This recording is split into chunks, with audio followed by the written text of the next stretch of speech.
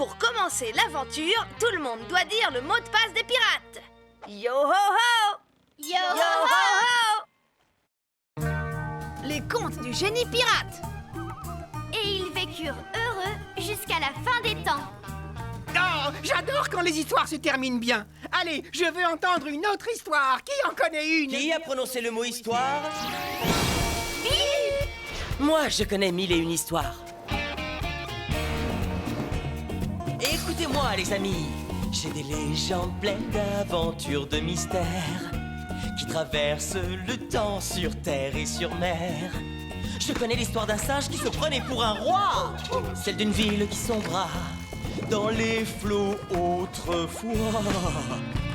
1001 histoires de merveilles lointaines, histoires fabuleuses où chantent les baleines. J'ai tant de fables et de contes, un vrai trésor. Mais s'ils ne vous plaisent pas, j'en ai bien plus encore.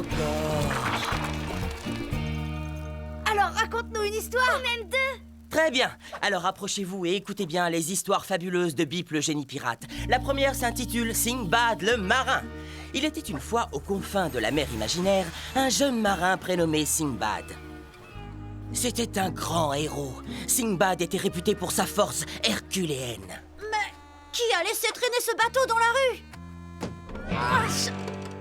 Oh, qu'il est fort, c'est mon héros. Oh, moi aussi, c'est mon héros. Sinbad était également réputé pour... Sinbad. Eh bien, pour chanter faux. C'est un matelot qui a le courage d'un roi. Oh, hey.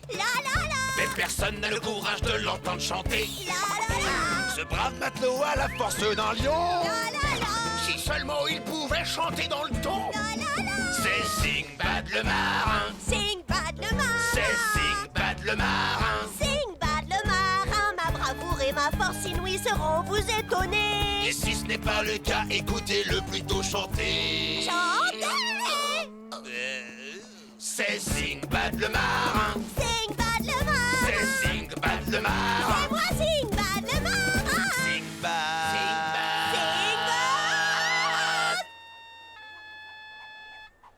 Oh, pauvre Sinbad. Il est aussi fort qu'Hercule, et pourtant incapable de chanter juste.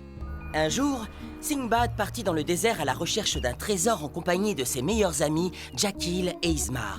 Ils avaient chaud, ils étaient fatigués et complètement perdus. Hé, mais où est la cité d'or? Elle est pourtant censée se trouver ici. J'ai comme l'impression que cette carte est fausse. Bon, tant pis, ça valait le coup d'essayer. Mais il fait très chaud. Qui me donne un peu d'eau? Le seul souci, vois-tu, c'est que Jackil a échangé nos gourdes contre cette carte. Bon, ce n'est pas grave, parce qu'étant un des héros les plus célèbres, je trouve toujours une solution quel que soit le problème. D'ailleurs, j'ai trouvé! Une oasis. Je parie qu'il y a de l'eau bien fraîche.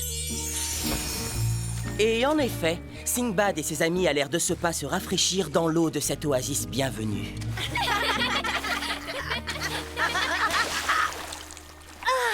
Je me sens tellement bien que tout à coup, ça me donne envie de chanter. Non, pas ça. Sinbad, pas maintenant. C'est vrai. Il y a un long chemin à faire et il est grand temps de se mettre en route. C'est étrange. J'ai presque l'impression que vous ne voulez surtout pas que je chante. Halte là! Qui va là? Des intrus, des importuns, des indésirables? Des voleurs? C'est un fantôme. Non, je dirais plutôt une sorte de magicien. Sachez, petit sacripant, que ceci est une oasis privée. Elle appartient à Crochet-Phare, le plus grand de tous les magiciens.